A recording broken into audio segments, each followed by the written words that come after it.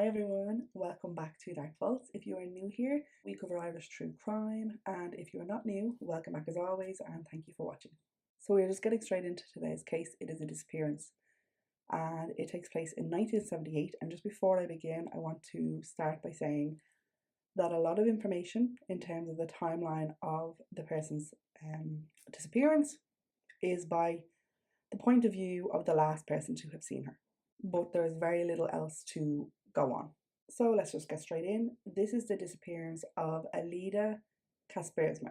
Alida, who went by Leidy, was born on the 8th of March 1952 in Zwolle in the Netherlands. However, her family would go on to move to Born in the Gelderland area.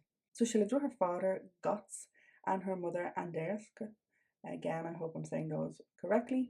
And she had two older sisters, Nelly and Tanake. So after Leidy finished school, she went on to train as a kindergarten teacher, but after this she would actually become a nanny over in the US in Dallas, Texas.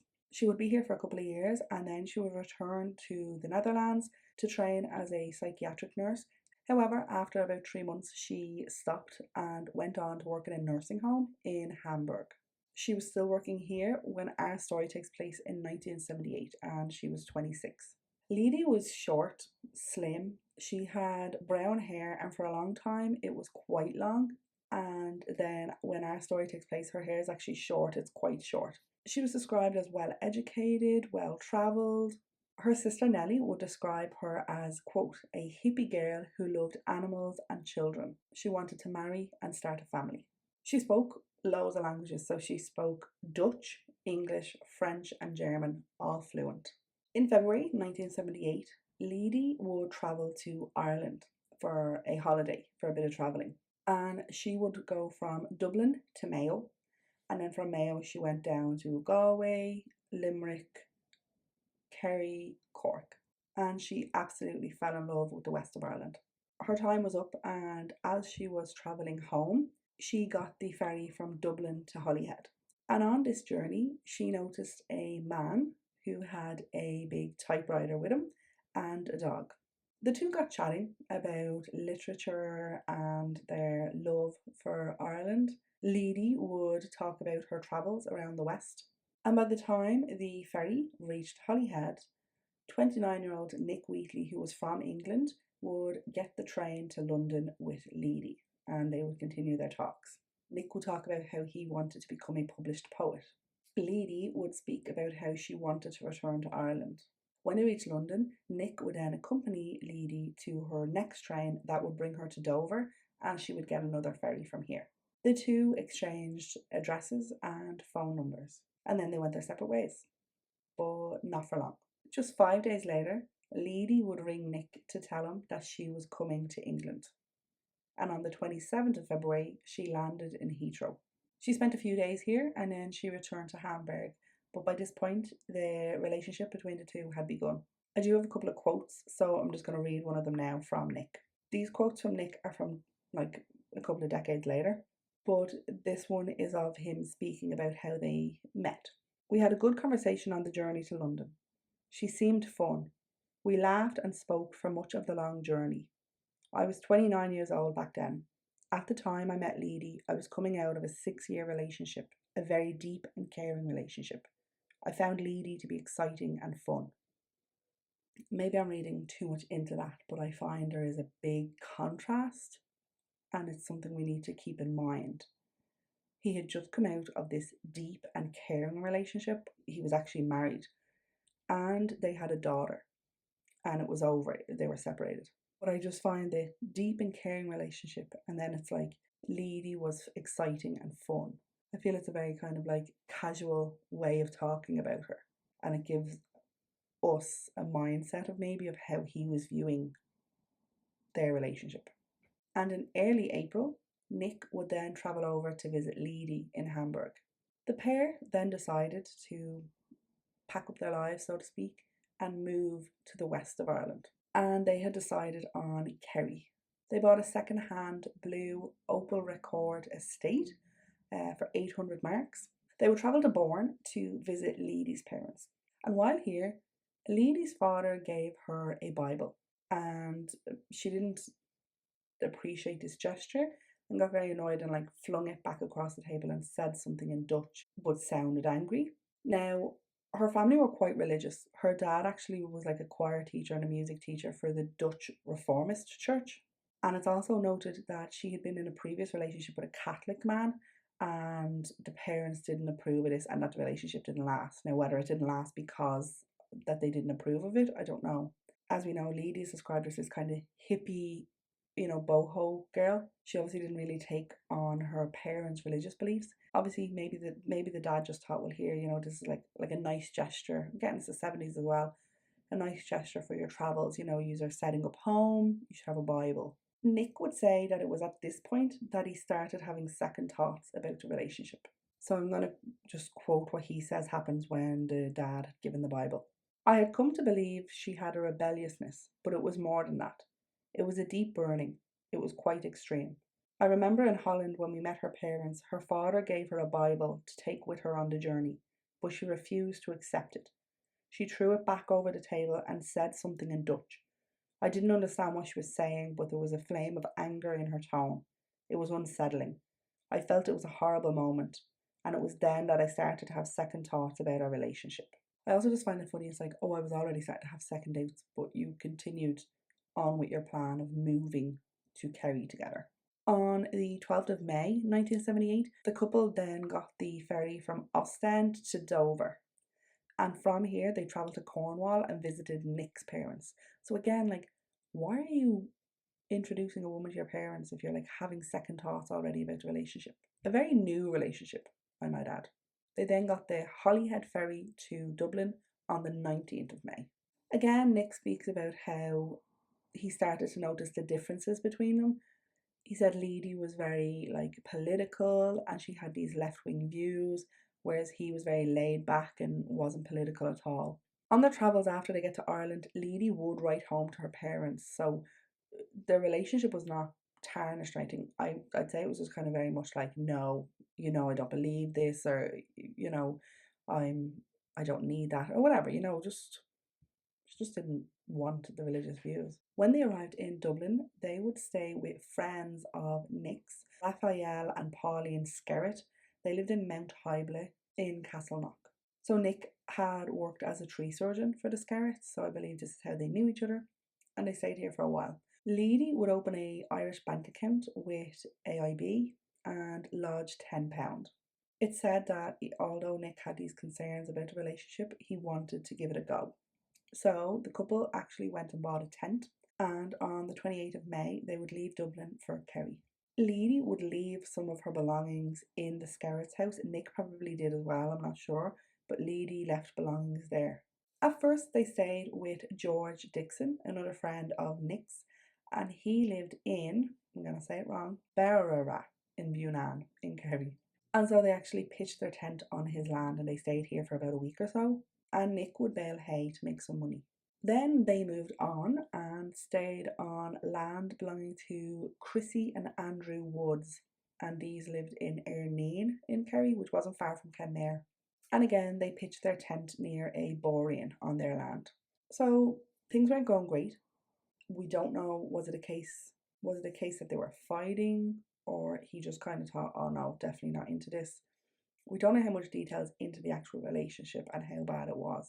Like Nick never mentions how she got angry at him for any reason, or if anything ever came up in terms of politics, did they get into a heated debate, right? Nothing like that is mentioned. He just obviously says that she was quite political and stuff and he was very just laid back.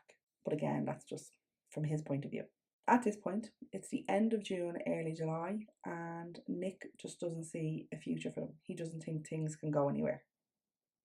And so he decides to end the relationship with Leidy. So just another quote from Nick. Shortly after arriving in Kerry, I came to the conclusion that our relationship was not going to last, and I told Leidy this. She didn't accept it. She basically didn't want to know. So I wrote her a note stating clearly that I was ending our relationship, that it was over. I told Leidy I was going to be going back to Dublin to work for a few weeks. I remember that she then washed my clothes and ironed them, and she packed my bag. It seemed to me she had come to accept the relationship was over and we would part amicably and perhaps stay in touch. So on the 3rd of July, Nick was supposed to go back up to Dublin to do some work for the Skerrits. And so obviously that's what he's referring to, that he's supposed to go back up to Dublin for a few weeks. They decide to set up a room in the Woods house for Leidy to stay until she kind of figured out what she wanted to do.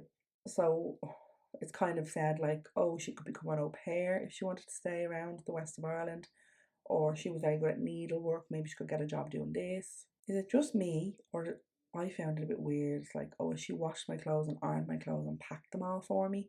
But one part of me kind of thinks, was she doing that to think, well, if I'm, if I kind of do all these, stay positive and stay happy and stuff, perhaps when he comes back from Dublin, things will continue.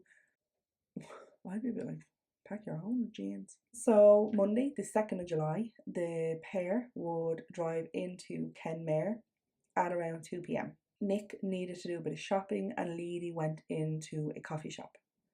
Locals would later tell journalists that Leidy seemed uneasy. Leidy was wearing a blue and white t-shirt with a cream woolen jumper or jacket. She had brown corduroy jeans on and brown 3/4 length boots, and she had like a little brown bag on her. Nick would say that they left Kenmare at around 3:45 p.m. He would also say that he didn't own a watch, so he was obviously looking at a clock when they left. They drove out to Glengariff and then on to Dromanasig Bridge, and then for another few kilometres they would have started to get to Erneen. I will put up some little snapshots of the map. However, now when I try to do the trip, there's like an N71, so obviously that wasn't there back then, so I have to imagine they were kind of going back roads to it, and that's why it would have been more mountainous and stuff. So basically they were driving along the foothills of the Barronine Mountains, like only kilometres from the house in Erneen. Leidy said to Nick, I'll get out of the car now. And this is what I'm about to say is kind of the whole like point that catches people, to their theory of what happened. Nick says, and again, as I said, everything is from Nick's point of view. When Leidy said, I'll get out of the car now, I thought she was going to perhaps walk over some fields towards home. I remember that she looked me in the eye, gave me a big kiss on the mouth, and then she got out of the car and walked back down the lane from where we had driven. That was the last time I saw Leidy. I remember I drove on back to the house, and then Leidy didn't appear after half an hour, and then an hour, and I was getting concerned. It got dark and there was still no sign of her. Again, Nick had no watch, so he said that he looked at the clock in the Woods house after he got back and it was 4:30. So Nick would say that he then drove back in that night to Kenmare, looked around the pubs and stuff and couldn't see her. He said that he also then checked in with the Dixons to see if she had gone there and she didn't. And then basically he says like because, of kind of what was happening between them, maybe perhaps she had, stayed somewhere else. But like stayed where? Like if it was that she was going to stay in like a B&B or something, contact the B&Bs and see if she was there. She didn't know anyone other than your friends. She didn't know anyone to go stay with. We know Nick was supposed to go the next day to Dublin. However, it says later that week, so I don't know if maybe he did kind of hold off a couple of days before he went, but he does eventually drive to Dublin with Leidy nowhere to be found. She hasn't come back. And guess who comes to see Nick while he's in Dublin? At the time that I met Leidy, I was emotionally distressed.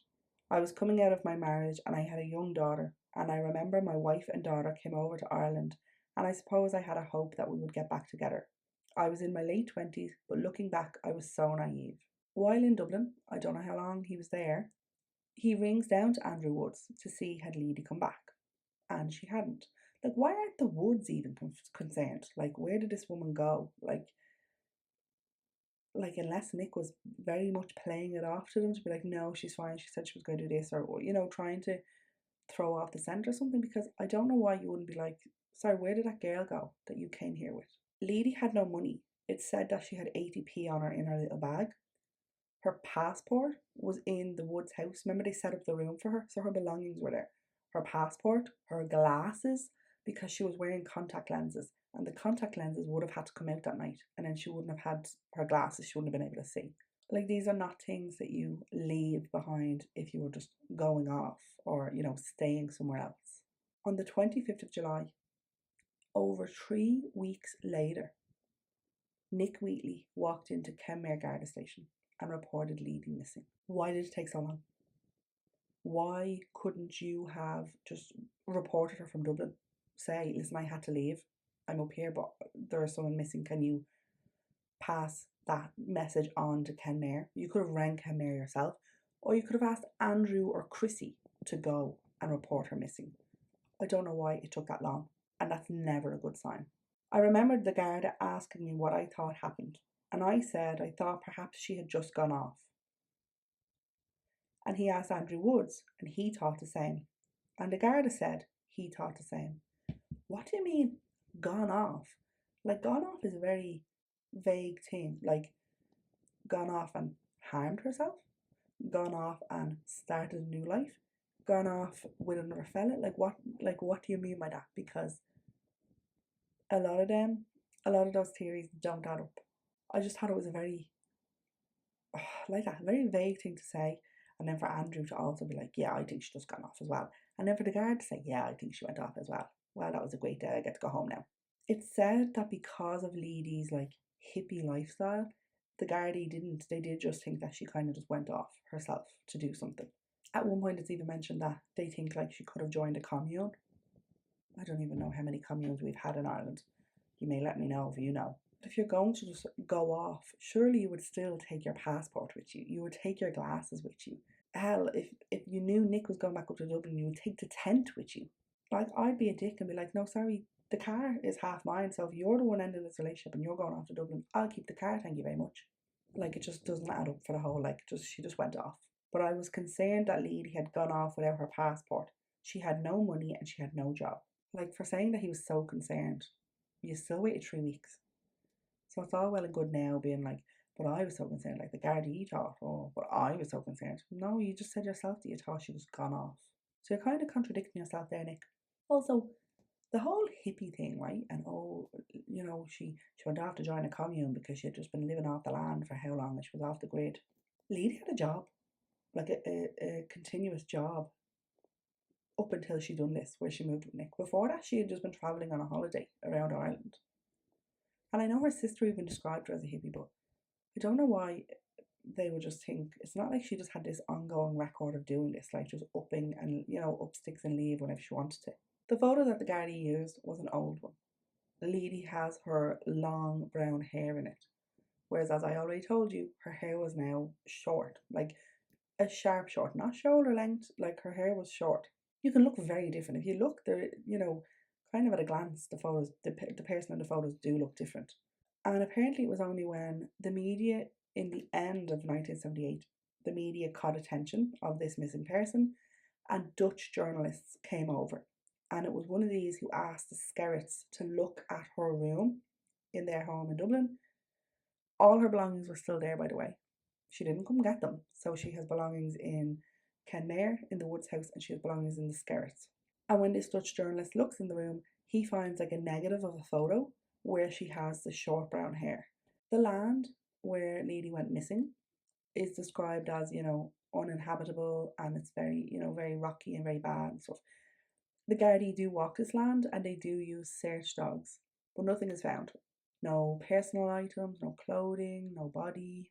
It's said that Nick was, you know, extensively interviewed by the Gardaí. He would give several statements, but after just a few months, he would leave and go back to England. Again, obviously hoping that he was going to rekindle the relationship with his ex-wife. He sold the car that they had bought to a man in Kerry. However, this car has never been traced. Nick never contacted Leidy's family at any point after she went missing. From when she left the car, never contacted her family. In 1979, he would move to Lebanon to like work as, you know, teaching English as a second language. And there are comments made about how Ireland has no extradition agreement with Lebanon. However, in 1981, with all the conflict going on there, he left and he moved to the south of France for a while, and then a couple of years later he moved back to England. Garda would keep in contact with interviewing him, so Detective John Kingston from Killarney Garda Station would actually travel over to England and interview Nick again, and actually spent the entire day there interviewing him. Again, that's from Nick's point of view. It wasn't until March of 1979, the following year, that Kerry Mountain Rescue done a search of that land. Why it took that long to do that, I don't know. Nothing was found. No clothing, no items belonging to her, no remains. There had been no suspicious people or vehicles in the area at the time. No one heard any screams or anything like that. In 1980, the murder squad would become involved, and Tony Hickey and Liam Hogan would lead this. In the 90s, DNA was taken from Leidy's family to store in case any remains were found. In 2001, a cold case review was launched, and again they would go over to England and speak to Nick. Leidy's father would write to the Gardaí, about his missing daughter, and obviously this didn't make any difference or nothing happened. And sadly, he passed away in 2006. It's said that her mother would always hope that every knock on the door would be Leidy. I've read that her mother has also passed away. I'm not sure when, but it does now say that both her parents have passed away. Leidy's sisters had come over to Ireland, and they said that the Gardaí were very helpful, and they showed them, where the land was, and they could see that it was very much like, you're not going walking there, you're not going to stay there, anything like that. They said that they also met the Woods, but that the Woods would not allow them onto their land. Just letting that sit with you. Local farmers have said, quote, "There is no way that girl is in these hills." Basically, they said that she would have been found. They would have found her, they would have found clothing, they would have found something. It is said that the family were always suspicious of Nick. In 2013, a Facebook page that was set up for Leidy's disappearance received a message from a man who said that his dad, who was dying, had been in the area at the time and had information on Leidy's disappearance. However, it says that by the time, this was acted on, or by the time they could kind of come over, the man had died.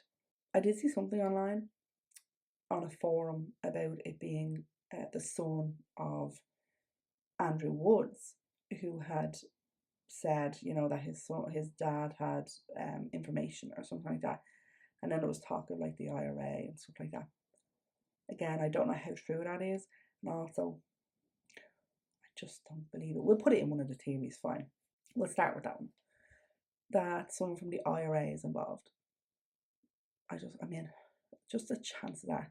And it's saying that like involved with her disappearance and other people's disappearances in the west of Ireland around that time. I just don't believe it. I think either Leidy went off, she, did decide to just go off and clear her head or go for a walk or make her own way back to the house or something, and got hurt and got injured. Her body would have been found. Her remains, however long after, would have been found. Clothing, something would have been found. The farmers have said they would know that she went off and ended her life. I think people lean into the whole stopped the car, looked at him, kissed him, and got out of the car and thought that, maybe she wanted to kind of end it all in this kind of grand romantic way, right? We don't even know if that's true. Sorry, but we don't. We don't know. We don't know if she got out there. We don't know if she made it back to the house. We don't know if she got out there and did kiss him or just got out there in a huff. She could have made it back to the house. Something could have happened back there in the land. We don't know. And I think people put a lot of weight into that action of like kissing him and all of this, and that they think like that's why she would have went off and ended her life. And the other one, which I think is the most obvious one, and again this is all speculation, that Nick is responsible for Leidy's disappearance. I think it's safe to say that Nick thought this was nice, like that it was this exciting and romantic thing, and he met this foreign girl who, they were going to set up life in the west of Ireland, this idyllic landscape, and then pretty soon realised like that's not who he wanted to be with, he wanted to be with his wife. Was Leidy causing a problem with that? Obviously, she would have been an obstacle if he wanted to be with his wife. I'm just throwing it out there. Could Leidy have been pregnant? They were together long enough that she would have known then if she had become pregnant. This could have been an issue. We don't know. And I've seen people also make that suggestion that she could have been pregnant. 3 weeks is a very long time to report someone missing, especially when you say that you were so concerned because she didn't have her passport, she had no money, she had left her glasses behind. Then why would you leave it that long? Why would the Woods leave it that long? It would be interesting to know what she had said in her letters back. However, her sister did say that she was in love with Nick and she wanted to start, she wanted to be with him and start a family and stuff. Could that have been coming sooner than maybe they had expected? But he could have wanted to end it and she was like, no. Like, I mean, if someone wants to end things with you, you can't really stop it. But if it was a case that she was pregnant and then it was like, well, no, because now there's something that's tying us together. And he was like, well, I want my wife and I want my daughter. I would have doubts about the last sighting of Leidy leaving the car, this whole grand thing, and walking back the other way. Like he says, that he was looking back at her as she was leaving, and that she looked back for one last time and then turned back and then turned a corner and that was it. It was the last time he seen her. And I just think the whole thing is very, do you know what the whole thing is? Very poetic. Yes, I don't believe Nick. And I find it frustrating that there wasn't a lot more information on this disappearance and that the guards didn't seem to push him more. Like, who did he sell the car to? Like the car's never been found. And if he sold it to a man in Kerry, it should still be in Kerry. I just think the authorities let Leidy and her family down. And her family do kind of comment and say, if this had been an Irish girl, there would have been more pressure. There would have been more done. Whereas this was kind of like, well, she's not even like, oh, she's not from here, but there just wasn't that same kind of societal pressure because she was here alone and the fella that she had been with, sure, he wasn't that pressed. Guys, that's it on the disappearance of Leidy. There isn't really much else I can tell you, and it's very frustrating. And again, like I always kind of say with the disappearances, I'm always hoping that there's just going to be some little nugget that I'm going to find that would be like, this could be what happened or something. And most of the time it's not. There's always these different avenues of what could have happened, and there's no definitive right one. So guys, not going to ramble on too much. Thank you as always for watching and for your support. Please do let me know what you think. Maybe I'm just being mean and blaming the man. You can let me know. Yeah, so that's it. We shall see you in the next video. Thanks. Bye.